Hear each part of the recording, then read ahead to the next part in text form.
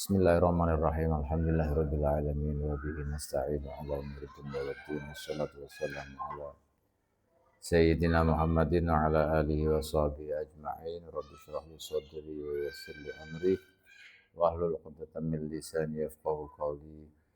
Subhanaka la ilma lana illa ma 'allamtana innaka antal alimul hakim.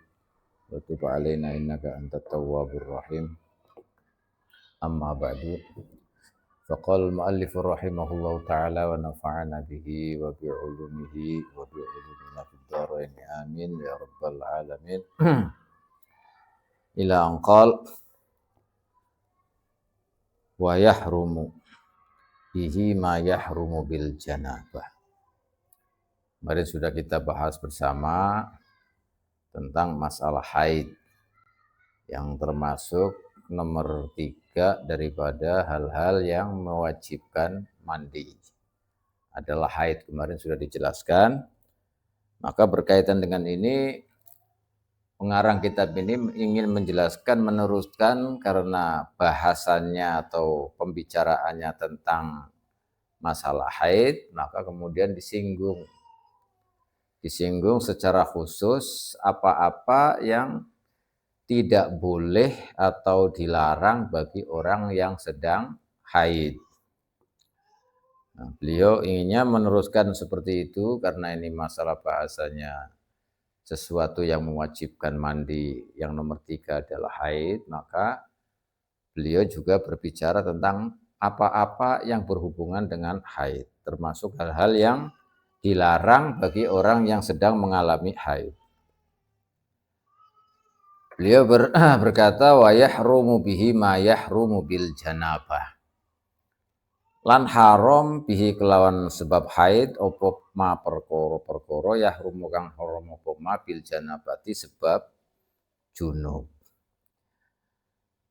Jadi apa-apa yang diharamkan bagi orang yang sedang haid, yaitu apa saja yang dilarang bagi orang yang sedang junub, yang sudah dijelaskan, seperti membaca Al-Quran, membawa Al-Quran, kemudian menyentuh Al-Quran, dan lainnya yang sudah pernah dijelaskan tentang hal-hal yang diharamkan, yang tidak boleh bagi orang yang junub. Maka hal-hal yang tidak boleh dilakukan oleh orang junub, orang yang sedang haid juga sama, tidak boleh. Tetapi bukan hanya orang junub saja, ini ada tambahannya bagi orang yang sedang haid. Bukan hanya hal-hal yang diharapkan bagi orang yang junub, tapi ada tambahan. Bagi orang yang sedang haid, haram ma yahrumu bil janabah wa mubasyaratu ma baina surratiha. Lan mubasyarah itu menyentuh atau berhubungan atau bermain atau pokoknya menyentuh ma baina surratiha anggota kang tetap ing dalam antarane pusere al haid waruk batiha lan dengkule al haid. Jadi tidak boleh dibuat mainan atau disentuh atau istimta lah istilahnya. Istimta istilahnya di ya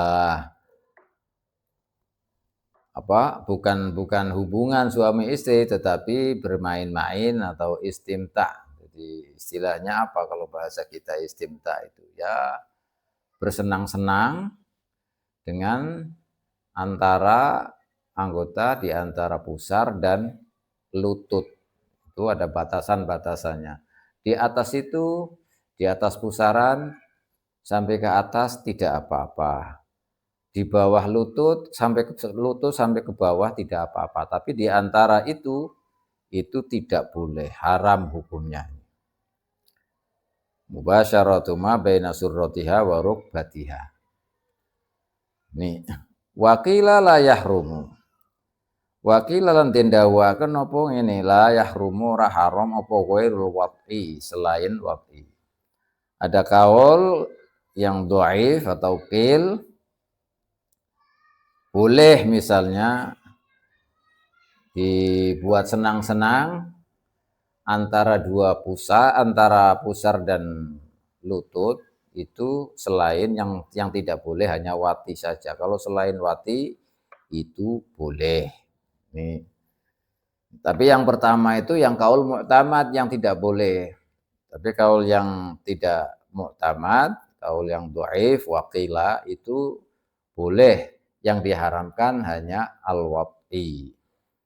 Tetapi yang mu'tamad ini kenapa kok tidak boleh? Ya karena itu kalau sudah bersenang-senang dengan anggota antara pusar dengan lutut itu bisa menjurus ke sana, katanya begitu, bisa menjurus ke wati, makanya tidak boleh.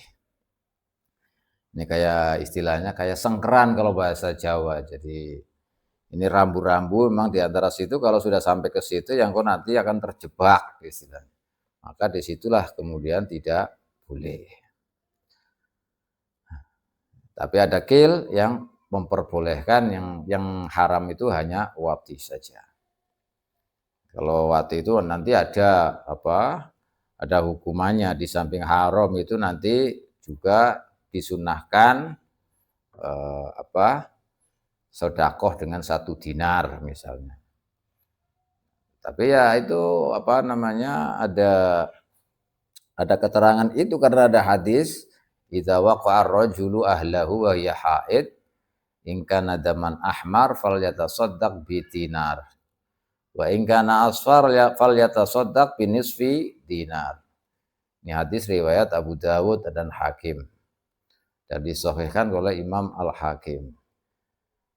Jadi itu ada aturan itu, tapi makanya ketika sampai menjurus ke sana para ulama menurut kaul mu'tamad mazhab Syafi'i, kaul yang kuat bagi mazhab Syafi'i adalah haram al-istimta' ma baina surrah war rukbah. Hanya ada pendapat boleh, yang tidak boleh itu hanya wati. Wakhtaro lan milih ingkil sapa An-Nawawi, Imam Nawawi fit tahqiq ing dalam kitab tahqiq. Kenapa Imam Nawawi milih li khabari muslimin krana ana hadis Imam Muslim sing rupane hadis insna'u kulla syai'in illan nikaha. Isna'u gawe sira kabeh, berbuatlah sliramu kabeh kulla syai'in ing saben-saben suci ing apa saja illan nikaha kejaba nikah. Nah, kaul yang mengatakan bahwa bersenang-senang dengan istrinya ketika dalam haid yang bukan jima atau bukan wati di antara pusar dan rukbah itu boleh, yang tidak boleh itu hanya wati saja. Kalau selain wati boleh. Ini kaul ini dipilih oleh Imam Nawawi seperti dalam kitab At-Tahqiq. Di dalam kitab tahqiqnya Imam Nawawi itu beliau memilih bahwa orang yang sedang haid, perempuan yang sedang haid itu boleh diambil senang-senang oleh suaminya kecuali wati. Kalau wati nggak bisa. Kenapa? Karena ada hadis isna'u kulla syai'in illan nikah. Ketika wanita itu sedang dalam keadaan haid, maka boleh melakukan apa saja kecuali nikah, yaitu jima atau wati. Ilan nikah kecuali jima, bukan nikah yang maknanya ini. Nikah maknanya jima atau wati. Ini kaul, meskipun kaulnya kaul yang dianggap itu kaul dhaif, tapi menurut Imam Nawawi justru ini kaul yang dipilih oleh Imam Nawawi karena berdasarkan dalil itu tadi. Dan bahkan dijelaskan oleh Al-Imam Al-Malibari ini bahwa Imam Nawawi mengambil hadis itu karena hadis itu berarti atau menunjukkan pemahaman makna am syamil, umum, secara umum yang menyeluruh dari segala sesuatu, segala macam-macamnya bersenang-senang dengan istrinya dalam keadaan haid. Isna'u kulla syai'in illa nikah. Artinya itu berumum, kalau dalam bahasa usul itu umum. Terus kemudian dilanjutkan dengan illan nikah, kecuali berhubungan suami istri ini yang tidak boleh. Maka umum itu mencakup semuanya, mulai dari rambutnya sampai ujung kaki. Yang penting tidak sampai jima atau tidak sampai wati. Karena ini yang diambil dalil oleh Imam Nawawi rahimahullahu taala. Tapi kemudian ini dibantah oleh ulama-ulama yang mengatakan itu haram. Memang betul itu am, tapi amnya itu maksus, bimafhumin, ada maksus dengan mafhum yang diambil riwayat dari Nabi Shallallahu Alaihi Wasallam. Ketika Rasulullah itu ditanya, bagaimana seorang laki-laki, apa yang halal bagi seorang laki-laki dari dari istrinya, sedangkan istrinya itu dalam keadaan haid, Rasulullah itu menjawab kemudian ma fauqal izar. Jadi ada dua hadis yang seolah bertentangan, tetapi oleh ulama, katanya hadis yang pertama kan lakukan sesukamu apa saja kecuali al-wati atau berhubungan suami istri atau jima. Dalam hadis lain, ketika Rasulullah Shallallahu Alaihi Wasallam ditanya oleh para sahabat, apa yang dilakukan, apa yang boleh bagi seorang laki-laki atau suami terhadap istrinya yang sedang dalam keadaan haid, beliau menjawab, yang boleh itu ma fauqal izar. Yaitu ma fauqal izar itu ya di luar izar. Izar itu pakaian bagian bawah, jadi pusar sampai ke rukbah sampai lutut, itu namanya izar. Maka selain itu boleh yang di dalam izar, matahtal izar, maka tidak boleh. Maka ini kemudian disimpulkan dalam istilah usul fikih, berarti itu yang pertama betul, isna'u kulla syai'in illa nikah, itu mafhumnya am, umum, tapi umumnya ini maksus, ditaksis dengan hadis riwayat tadi. Ketika Rasulullah ditanya kemudian jawabannya ma fauqal izar. Jadi al-umum itu al-am al-maksus. Kalau al-am al-maksus, maka ya ini yang digunakan yang al-maksus. Jadi yang tidak boleh berarti tidak boleh. Ya sama-sama seperti kayak misalnya hadis yang mengatakan kullu bid'atin dolalah wa kullu dolalatin finnar. Itu kan mafhumnya am, tapi amnya maksus. Amnya maksus. Kenapa? Ya karena banyak juga keterangan hadis dari Rasulullah yang ternyata itu semuanya bid'ah, gagakan baru atau sesuatu yang diadakan baru, bukan dari Rasulullah, tetapi kemudian boleh. Itu banyak sekali. Seperti ketika Rasulullah menjelaskan mana amila amalan wa mana amila man sanna sunnatan hasanatan, man sanna sunnatan sayiatan, hadis itu. Kemudian ada lagi hadisnya Sayyidina Bilal, setiap wudu, setelah wudu itu kemudian sholat. Ini tidak pernah diajarkan oleh Rasulullah, dan banyak sekali hadis seperti itu. Makanya kalimat kullu bid'atin dolalah itu mafhumnya am, tapi ditaksis atau maksus dengan beberapa riwayat-riwayat lain. Makanya tidak bisa diartikan semua bid'ah yang tidak ada dalam Nabi itu adalah bid'ah dolalah, kemudian kullu dolalatin finnar. Itu nggak bisa diartikan seperti itu, karena itu dalam aturan usul fikih itu maksus. Ada beberapa dalil yang menjelaskan itu memang umum, tapi ada taksis yang menjelaskan bahwa orang yang membuat gagakan baru atau sesuatu yang tidak diperintahkan oleh Nabi, tetapi atau tidak diajarkan oleh Nabi, tetapi itu dalam bingkai istilahnya kebaikan, dan itu ternyata terjadi pada zaman Rasulullah atau setelah Rasulullah, itu semuanya maka bid'ah. Tetapi maka kemudian bukan seperti itu pemahaman dari bid'ah, kullu bid'atin dolalah wa kullu dolalatin finnar, kemudian semuanya tersesat, semuanya masuk neraka. Berarti kalau seperti itu ya nanti kita bid'ah semuanya. Makanya bid'ah yang dikatakan tadi ada am, ada dalam hadis itu am, di situ ada mukhassisnya. Ada riwayat-riwayat yang sama dengan ini nih. Jadi kalau ada isna'u kulla syai'in illa nikah, ini mafhumnya am. Apa namanya? Yufidul am, karena itu susunannya susunan am kalau dalam bahasa usul lah. Kalau terus kemudian ada hadis lagi ketika Rasulullah ditanya apa yang halal bagi seorang laki-laki terhadap istrinya yang sedang dalam keadaan haid, beliau menjelaskan ma fauqal izar, yang halal itu ma fauqal izar. Berarti kalau begitu hadis yang kedua ini mentaksis daripada hadis yang pertama isna'u kulla syai'in illan nikah. Oleh karena itu kaul mu'tamad yang kuat bagi mazhab kita Syafi'i tetap tidak boleh ma fauqal izar, itu ma tahtal izar berarti enggak boleh, yang boleh ma fauqal izar. Itu ini apa cara usulnya begitu.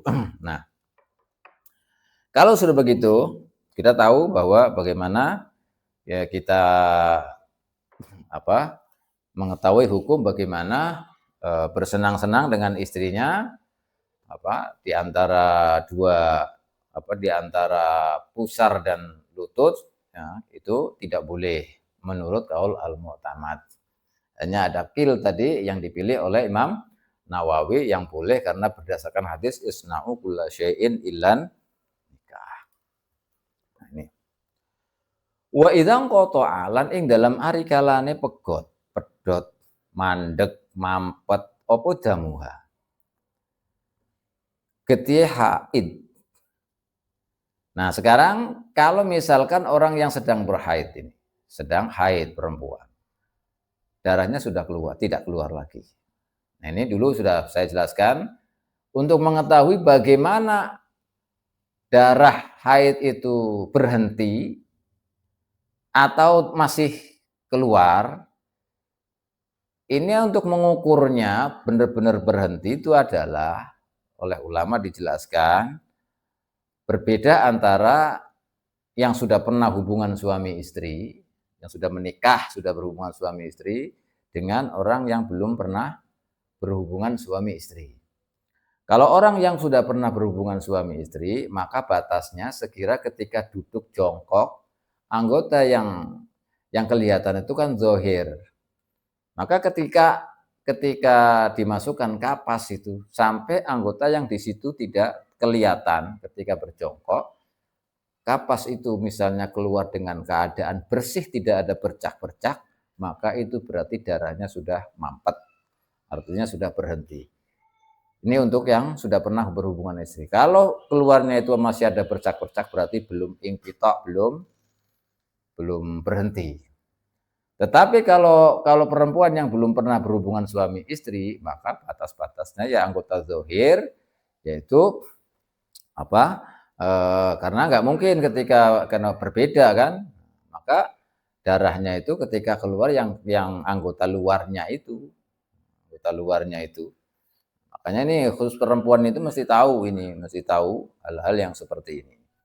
Untuk mengukurnya maka dimasukkan kapas itu untuk mengetahui apakah sudah berhenti betul atau tidak berhenti. Nah, disitulah. Tapi ini memang cara-cara yang dilakukan oleh ulama dulu yang ketika untuk mengetahui ya manual lah istilahnya, ya manual kalau dahulu itu. Tapi kalau sekarang kan banyak sekali dengan pakai alat-alat, atau perempuan biasanya tahu ini sudah berhenti atau belum. Itu dengan cara yang berbeda-beda. Jadi gambaran para fuqaha itu, dengan cara yang digambarkan ya secara manual. Secara manual yang memang kalau dia dipraktekkan itu memang itu pasti istilahnya. Untuk mengetahui masih keluar atau sudah tidak keluar, itu ya seperti tadi. Itu secara manual seperti tadi. Tapi kan sekarang banyak alat dengan alat modern, atau perempuannya sendiri itu tahu berhentinya tuh bagaimana caranya, apa tidak terasa, apa bagaimana, itu pasti tahu perempuan. Maka yang dijelaskan oleh para ulama ini hanyalah cara yang memang menurut mereka itu pasti seperti itu, yang tidak boleh dikatakan 99% itu valid. Tetapi kalau misalkan ada cara yang seperti dan seperti itu, tapi ketahuan bahwa itu tidak keluar, ya bisa saja. Itu hanya cara manual yang memang dulu dipraktekkan seperti itu.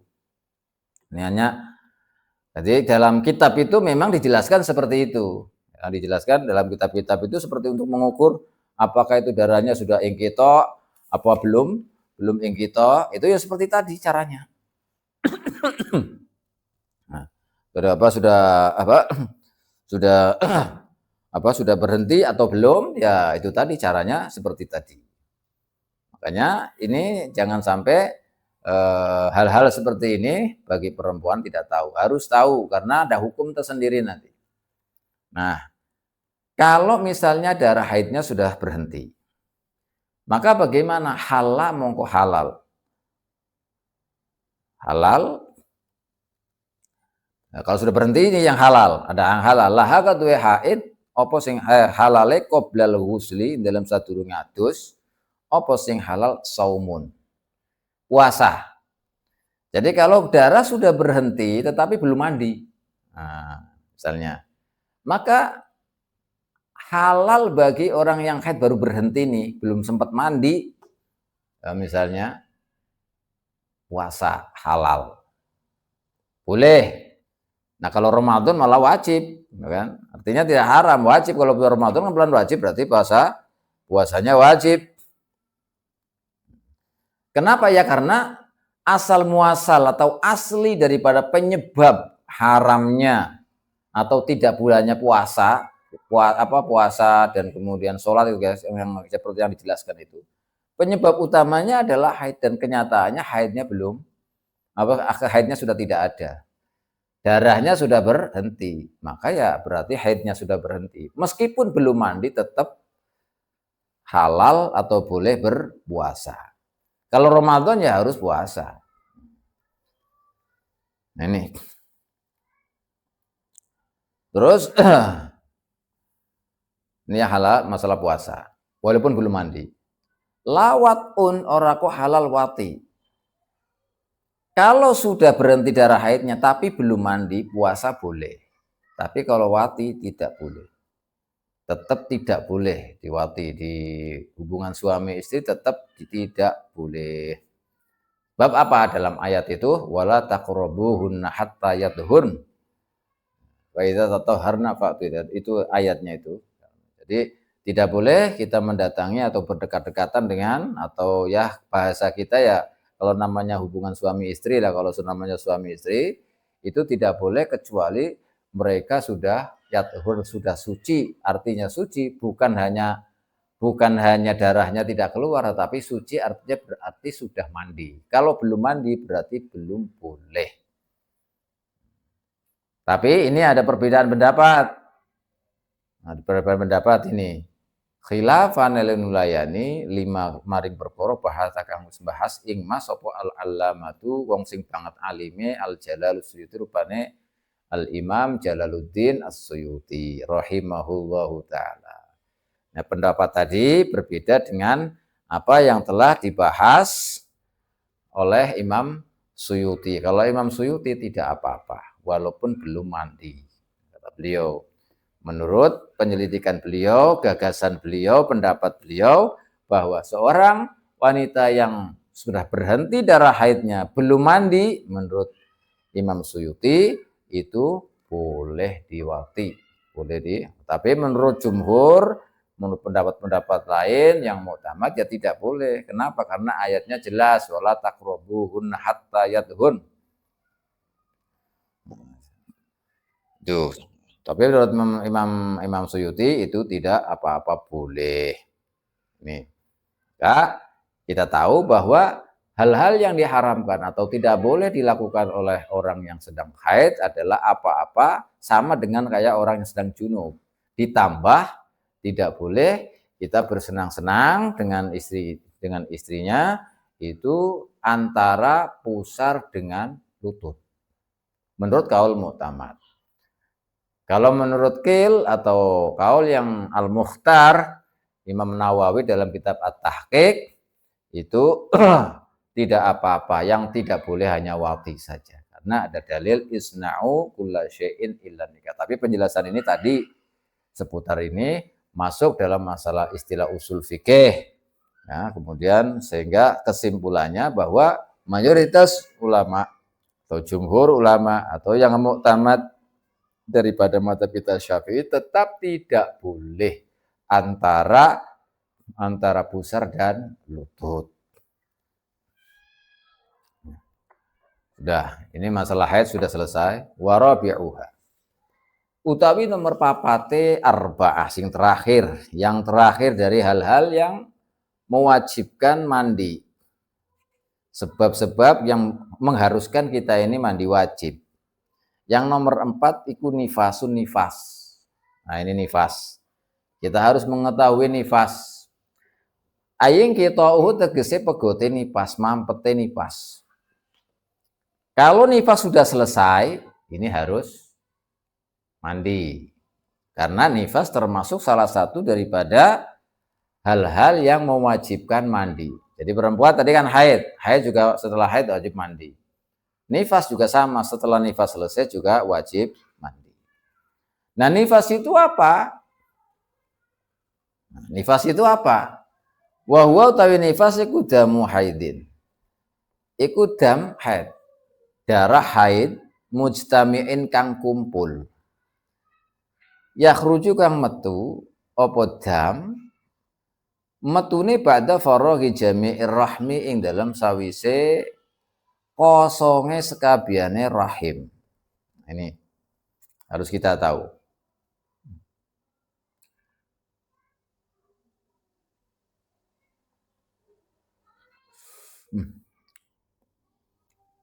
Pakai jam sana. Nah, darah nifas adalah aslinya darah nifas adalah darah haid yang terkumpul. Karena waktu hamil itu kan tidak haid misalnya, kebanyakan ini. Kalau waktu hamil itu kan nggak ada haid. Maka ketika melahirkan itu kemudian darah keluar banyak. Kenapa? Ini aslinya darah haid yang terkumpul. Terkumpul tidak keluar waktu hamil karena tersumbat oleh janin. Soalnya kan darah haid itu keluarnya dari ujung di aqsa rahim. Jadi ujung daripada rahim. Jadi kalau ada janin maka tertutup. Darah tidak bisa keluar karena tertutup oleh janin. Nah, kalau tertutup oleh janin kemudian melahirkan maka darah keluar.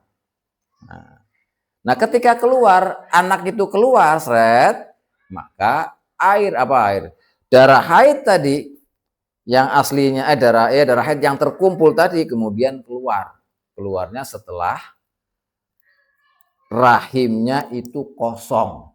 Nah, setelah rahim itu kosong. Jadi kalau setelah melahirkan rahim sudah kosong, kemudian keluar darah, maka darah itu namanya darah nifas. Nah, ini namanya darah nifas. Hanya saja ada sedikit perbedaan misalnya. Jadi begini nifas itu. Yang penting kita tahu bahwa nifas itu darah yang keluar setelah melahirkan, setelah rahim ini kosong, sudah tidak ada lagi. Makanya sampai kalau misalkan ada bayi kembar, keluarnya satu dulu, satunya masih ada di dalam, darah keluar. Nah, darah ini darah apa ini? Itu ada di Hasyiatul Bajuri, itu dijelaskan ini masalah ini. Namanya tau'amen. Ada bayi yang kembar, keluarnya satu dulu, kemudian yang satunya belum. Kan darah itu keluar tuh, darahnya keluar di antara dua tau'an. Maka darahnya itu darah apa itu? Belum dia katakan darah nifas karena rahimnya masih belum kosong. Bahkan oleh ulama itu dijelaskan darah yang di sela-sela antara ini itu bisa dikatakan darah haid kalau memang memenuhi syarat haid. Kalau tidak memenuhi syarat haid ya bukan darah haid, bisa dikatakan darah at-tolak istilahnya. Terus banyak pembahasan tentang ini. Tetapi yang jelas darah nifas adalah ketika rahim itu sudah kosong. Nah, Kalau sudah kosong kemudian langsung keluar darah. Nah ini harus paham. Langsung keluar darah. Anak turun lahir ya, rahimnya sudah kosong, kemudian langsung keluar darah. Nah ini namanya darahnya darah nifas. Atau begini, ada orang misalnya perempuan melahirkan, setelah melahirkan nggak keluar darah, nggak langsung. Rahimnya sudah kosong tetapi belum keluar darah. Ada misalnya ada. Maka ini harus diketahui berapa hari setelah melahirkan, setelah rahimnya kosong, tidak keluar darah itu berapa hari. Adakah mencapai 15 hari atau belum mencapai 15 hari? Nah ini. Kalau belum mencapai 15 hari, maka ini namanya nifas. Sewaktu kosongnya gimana? Itu nanti kembali kepada nifas hukman. Nanti ada pembagiannya nifas hukman la waktan. Nifas waktan la hukman. Tapi kalau sebelum 15 hari kok sudah keluar darah nifasnya setelah melahirkan, setelah rahimnya kosong, itu kemudian langsung lurus, setelah itu keluar darah, maka itu nifas. Tapi kalau misalkan setelah melahirkan rahim sudah kosong, tidak keluar darah. Kalau tidak keluar darah itu tidak sampai 15 hari, maka masih dikatakan nifas. Tapi kalau misalnya setelah rahim kosong, melahirkan rahimnya kosong, ternyata tidak keluar darah, terus sampai melebihi 15 hari. Sampai melebihi 15 hari. Maka berarti dia dalam sela-sela 15 hari ini bukan nifas sudah. Tidak ada nifas namanya. Hanya waktunya saja. Dan ini nifas waktan lah hukman. Hukumnya bukan hukum nifas, tetapi masanya masa nifas. Cuman hukumnya bukan hukum nifas karena sudah sela-selanya itu antara rahim kosong dengan tidak keluarnya darah itu 15 hari. Maka tidak dikatakan nifas. Itu nanti masuk dalam pembahasan nifas secara khusus. Yang jelas kita harus tahu bahwa nifas itu darah yang keluar setelah kosongnya rahim. Nah terus perempuan kan beda-beda. Kalau misalkan setelah kosongnya rahim langsung keluar darah, ya itu dikatakan nifas. Atau tidak langsungnya berapa hari. Nah itu tinggal dilihat. Itu darah nifas ya. Nah kemudian untuk mengetahui terus nifas itu berapa lamanya? Paling sedikit berapa? Umumnya berapa? Paling banyak itu berapa? Nah ini wa aqalluhu tawi sidik nifas iku lahzatun mongso sedilu. Yang penting keluar sedikit. Walaupun sedikit itu nifas. Walaupun sedikit itu nifas. Walaupun sedikit itu nifas. Jadi paling sedikitnya nifas itu nggak ada batas. Yang penting keluar. Lahzo itu istilahnya apa? Ibaratun an muddah qalilah. Jadi apa?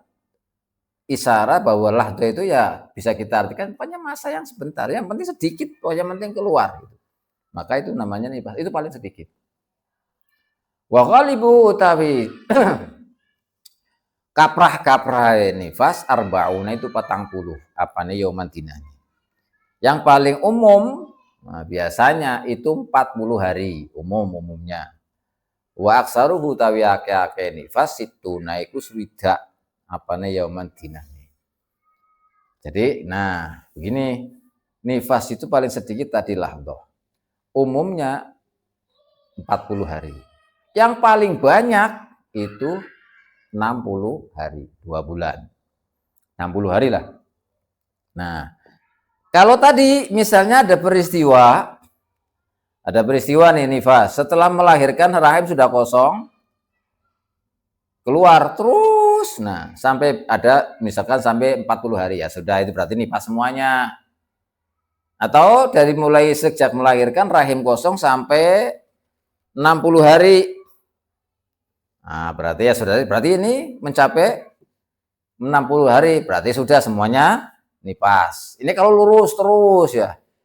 Kan kadang-kadang nanti tadi Ada kalanya langsung keluar darah atau nanti di tengah-tengah itu terputus-putus. Nah, contoh gampang. Setelah melahirkan rahim kosong, ada kalanya tidak keluar. Nih, gambarannya, tidak keluar darah langsung. Misalnya, ini mencapai berapa hari? Kalau 10 hari sudah dikatakan nifas, masih dikatakan nifas. Kalau 15 hari berarti masa kosong ini, masa tidak keluarnya darah bukan masa nifas, bukan hukum nifas. Hanya masanya, karena masa nifas kan paling banyak 60 hari. Maka ini yang disebut dengan nifas waktan la hukman. Tuh. Ini kalau yang terputus dari pertama. Ada yang terputus misalnya tengah-tengah atau terakhir. Jadi gambaran contoh, kalau setelah melahirkan rahim sudah kosong, langsung keluar darah. Keluar 10 hari misalnya, sampai 10 hari. 11 hari itu nggak keluar darah. Sampai berapa? Ini patokannya jangan sampai melebihi 15 hari. Nah ini. Kalau sampai 15 hari tidak keluar, dihitung dari pertama darah yang keluar awal ini, maka hukumnya kayak di awal.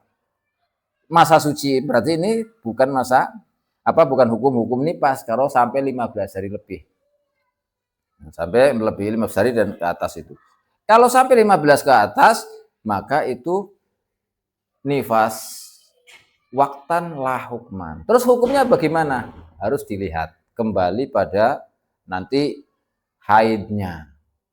Nah, nanti haidnya. Karena ini antara pemisah ini paling tidak jangan sampai 15 hari. Kalau tidak sampai 15 hari, ya sudah, berarti itu nifas semuanya, gampangnya begitu. Karena nanti masuk pada hitungan-hitungan yang ingkita, mutakote dengan darah yang tidak terputus-putus. Tapi kalau misalnya nih yang terakhir sekarang terputusnya terakhir. Setelah melahirkan kosong rahim keluar darah terus. Nah, misalkan sampai 40 hari. Nah, kan biasanya atau tadi ghalibuhu arba'una yauman, 40 hari. Setelah 40 hari selesai. Tidak keluar darah lagi. 40 hari sampai 60 itu berapa hari? Berarti 20 hari. Baru setelah 61, setelah 61 keluar. Lah ini beda lagi hukumnya tadi. Sudah. Berarti hukum nifasnya sudah sampai 40 hari ke atas tadi, itu namanya nifas. Masanya masa nifas, hukumnya juga hukum nifas. Tapi yang terakhir yang tidak keluar darah dari mulai tanggal 41 itu, hari yang ke-41, kemudian sampai 60, ini sudah tidak ada nifas hukumnya. Masuk pada kategori haid nantinya. Masuk kategori haid. Kalau memenuhi, kalau keluarnya misalkan setelah 61 keluar darah, maka itu langsung masuk masalah haid. Apakah haidnya itu dikembali tergantung pada kebiasaannya atau lihat darah yang keluar itu bagaimana. Ini secara umum atau patokan daripada masalah nifas. Tapi ada juga namanya istihadhah misalnya. Ada istihadhah di dalam haid, ada juga istihadhah fil nifas. Artinya kalau tadi yang paling sedikit satu lahdoh, yang paling banyak, yang umum itu 40 hari, yang paling banyak itu 60 hari. Maka kalau darah misalnya keluar dari setelah melahirkan terus sampai melebihi 60. Sampai melebihi 60 hari, maka ini namanya mustahadhah. Tidak bisa langsung dihukumi nifasnya berapa hari, kemudian haidnya berapa hari, sucinya berapa hari, belum bisa. Itu harus dikembalikan kepada orangnya. Apakah orangnya baru pertama kali dalam nifasnya atau sudah pernah nifas, apakah dianya sudah pernah haid atau belum pernah haid, kemudian dianya bisa membedakan darah yang keluar apa tidak, ini nanti masuknya ke sana. Tapi jarang sekali karena proses darah nifas itu ya jarang sekali sampai begitu. Tapi ala kulli hal kalau misalkan terjadi, jadi hampir sama dengan masalah haid. Jadi kalau misalkan keluar sampai berapa hari. Pokoknya melebihi batas lah. Kalau misalkan mutakoteknya itu atau tidak terus-terusan, terputus-putus, maka terputusnya itu berapa hari. Kalau tidak sampai 15 hari di sela-sela masa 60 hari ini, ya berarti ini semuanya masuk kategori nifas. Tapi kalau terputusnya sampai melebihi 15 hari itu sudah tidak ada hukum nifas, masuknya hukum lain nantinya. Hanya waktunya waktu nifas, artinya disebut dengan apa? Nifas waktan la hukman. Jadi waktunya waktu nifas saja, karena waktu nifas kan 60 hari, tapi hukum secara hukumnya bukan hukum nifas. Ini makanya kita harus paham. Sebenarnya jadi gampang, nggak susah-susah. Yang paling sedikit itu, yang paling umum itu 40, yang paling banyak 60. Maka dari sela-sela ini lurus terus-terusan apa terputus-putus. Kalau terputus-putus yang jadi patokan 15 hari. Melebihi 15 hari atau tidak. Kalau melebihi 15 hari berarti sudah 15 hari ini sudah tidak dihukumi hukum nifas, hanya waktunya waktu nifas, tapi hukumnya bukan hukum nifas. Hukumnya apa terus ya, nanti dikembalikan kepada haidnya, mungkin dikatakan haid atau tidak, lah itu nanti. Ini itu ringkasnya. Nah, kalau 15 ke atas sudah, tapi sebelum 15 atas ya berarti masuk semuanya kategori nifas semuanya itu.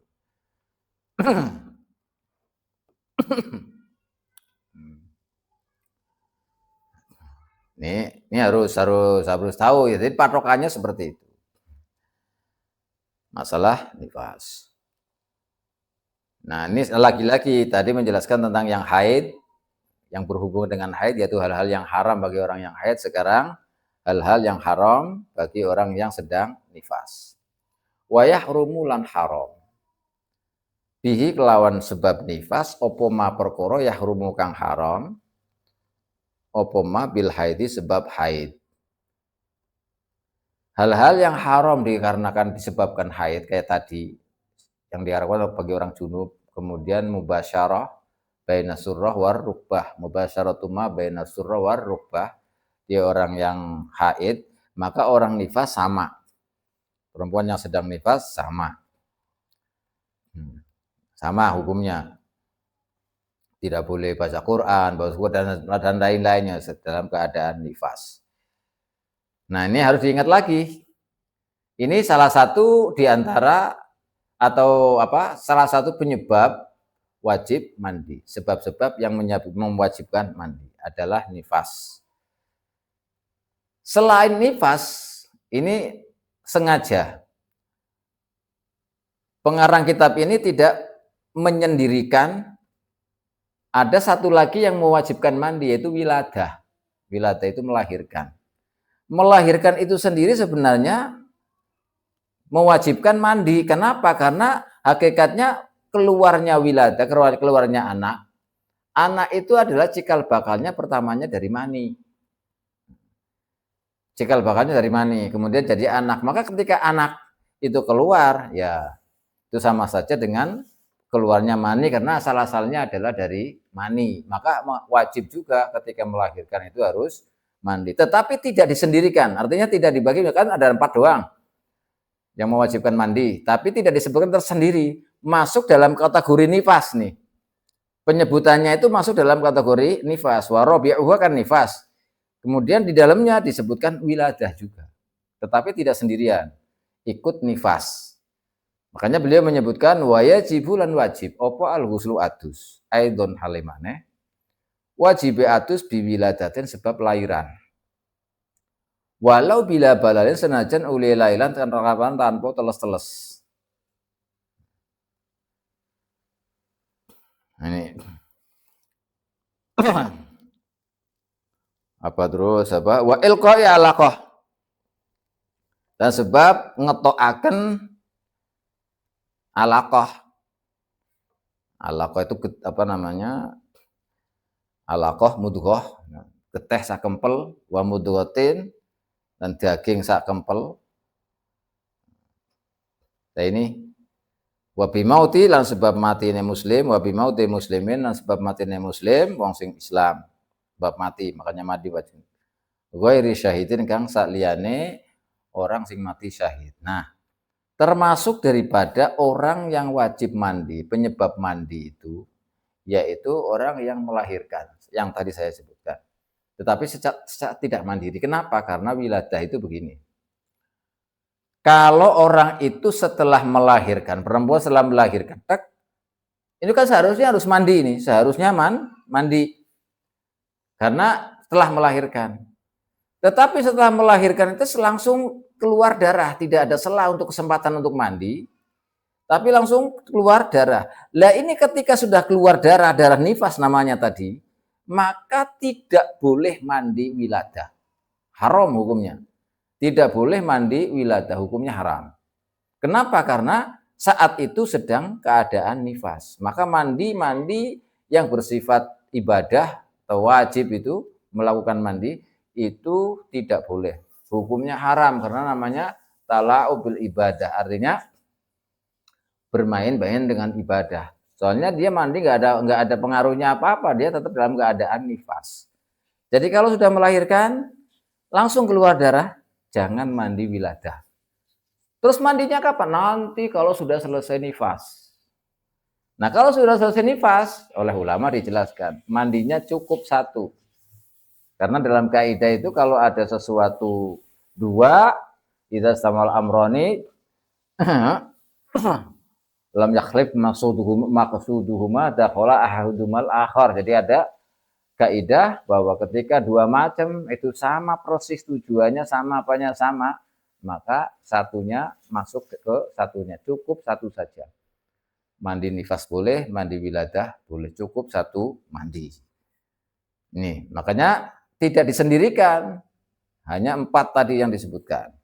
Makanya wiladah ikut nifas. Ini hati-hati perempuan-perempuan itu, ibu yang melahirkan. Melahirkan itu memang wajib mandi, sesuatu yang mewajibkan mandi. Tapi kalau langsung keluar nifas jangan mandi, nggak boleh. Tetapi kalau misalkan kayak tadi ada peristiwa setelah keluar anak, kemudian rahimnya kosong, tidak keluar darah sampai berapa hari, maka ini yang harus mandi. Jadi mandinya kalau pas tidak keluar darah, itu baru mandi wiladah. Tapi kalau sudah masa-masa nifas, ini jangan. Sudah masa-masanya, atau hukum-hukum nifas yang tadi disebutkan masih keluar darah, atau hukum-hukum nifas, maka tidak boleh mandi wiladah, mandi karena melahirkan, tidak boleh. Karena ini namanya tala'ub bil ibadah. Juga yang mewajibkan mandi lagi. Ini mandi itu melahirkan itu bukan hanya melahirkannya berupa anak.